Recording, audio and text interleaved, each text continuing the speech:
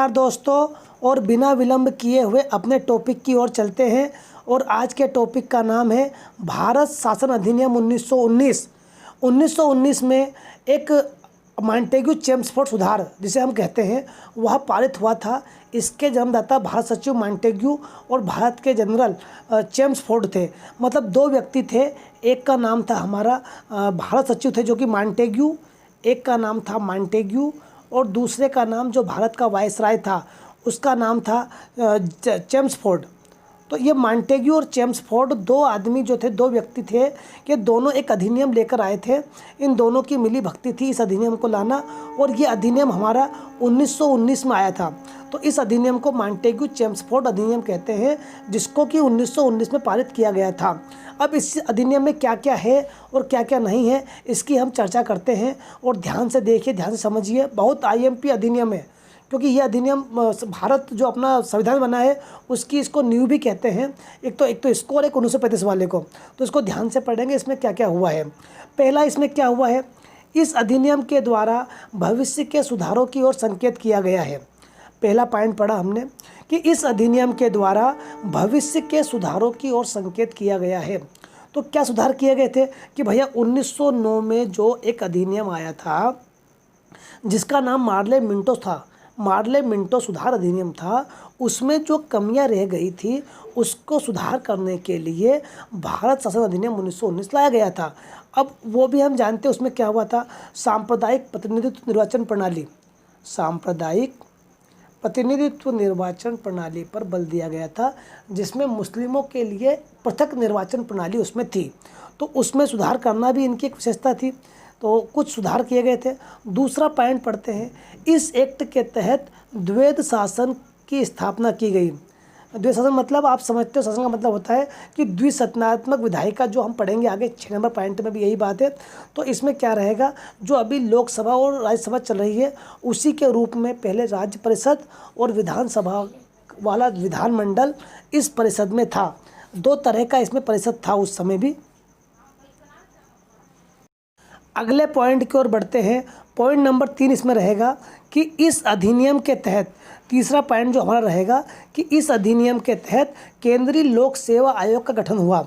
तो 1926 में सिविल सेवकों की भर्ती के लिए केंद्रीय लोक सेवा आयोग का गठन, 1926 में सिविल सेवकों की नियुक्ति के लिए केंद्रीय लोक सेवा आयोग का गठन प्रारंभ हुआ। इसके द्वारा ये वाला पॉइंट भी हम समझ चुके हैं। तो 1926 में केंद्रीय लोक सेवा आयोग का गठन भी इसी अधिनियम के तहत प्रावधान में आया, और लोक सेवा आयोग के लिए सिविल सेवकों की भर्ती इसके तहत शुरू होने लग गई। ये हम पॉइंट समझ चुके हैं। इसके बाद आगे देखते हैं। अगला है संवैधानिक सुधारों की मांग। जो संवैधानिक सुधार जो थे, जो कुछ कमियां थी, भारतीयों को किसी प्रकार के अधिकार नहीं थे, उन्हें दूर करने की भी इसमें मांग की गई थी कि भैया इनको भी थोड़े बहुत अधिकार दिए जाए। उसकी भी मांग इस अधिनियम में की गई थी। पांचवा, होम रूल आंदोलन। अब पता ही आपको 1916 15-16 के तहत, तो 16 में खास तो 16 में दो तरह के होम रूल लीग आंदोलन आए थे। एक पुणे होम रूल लीग आया था जिसको बाल गंगाधर तिलक ने जारी किया था, और दूसरा मद्रास होम रूल लीग जिसको एनी बेसेंट ने लागू किया था। तो कुल मिला के ये होम रूल लीग 1916 में आए थे, आंदोलन टाइप थे ये। तो ये इसमें ये मांग की गई थी कि इस प्रकार के आंदोलन जैसी घटनाएं क्यों हो रही है उनको भी नियंत्रित करना इस अधिनियम की मांग थी। दूसरा, प्रथम विश्व युद्ध जैसे कारण, कि भैया देश में इस तरह के विश्व युद्ध क्यों हो रहे हैं, इन्हें भी दूर करने कि इस तरह के विश्व युद्ध भविष्य में ना हो, इस तरह के प्रावधान भी इस अधिनियम में किए गए थे। कि भैया विश्व युद्ध हुआ जिसमें कि भैया इस तरह के युद्ध में कई दल बल की, मतलब कई सामाजिक आर्थिक कई प्रकार की हानियाँ हुई, इनको दूर करना भी इस अधिनियम की एक मांग थी।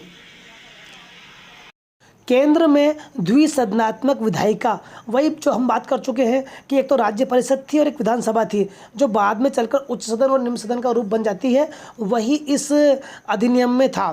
फिर से हम एक बार रिवीजन कर लेते हैं कि भारत शासन अधिनियम 1919 में लाया गया था। दो व्यक्ति थे, एक तो भारत सचिव मॉन्टेग्यू था एक तो, और एक थे भारत वायसराय चेम्सफोर्ड।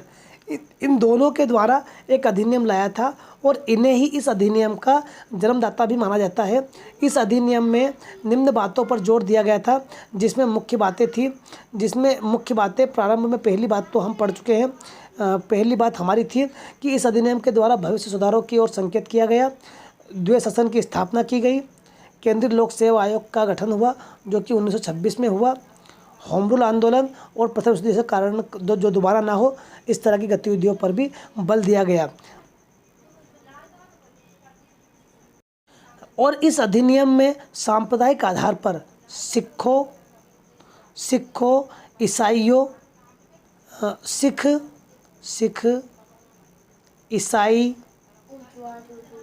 ईसाई के बाद हम जहाँ से चले तो आंग्ल भारतीय और यूरोपी, इनके लिए भी पृथक निर्वाचन के सिद्धांत को विस्तारित किया गया कि इनके लिए भी पृथक निर्वाचन प्रणाली इस एक्ट में बनाई गई थी कि इनको भी एक पृथक निर्वाचन प्रणाली द्वारा मताधिकार का प्रावधान किया गया था। इस अधिनियम के मुख्य फैक्ट समझते हैं कि भारत शासन अधिनियम 1919 किसके द्वारा पारित किया गया था। तो एक तो हमारे बता दिया मैंने, मॉन्टेग्यू और चेम्सफोर्ड के द्वारा। इसके जन्मदाता कौन थे? तो वही मॉन्टेग्यू चेम्सफोर्ड थे। ये अधिनियम कब लाया गया था? तो 1919 में लाया गया था।